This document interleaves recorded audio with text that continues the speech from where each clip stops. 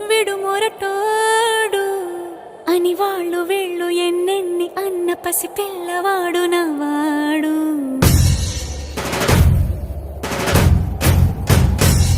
విడు ముండోడు అని ఊరు వాడ అనుకున్న గాని మహారాజు నాకు నవ్వాడు.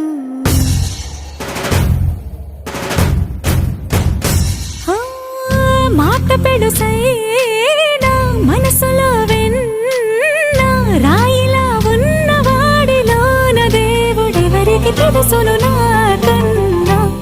సూసేకి అగ్గిరవ్వ మాదిరే ఉంటా.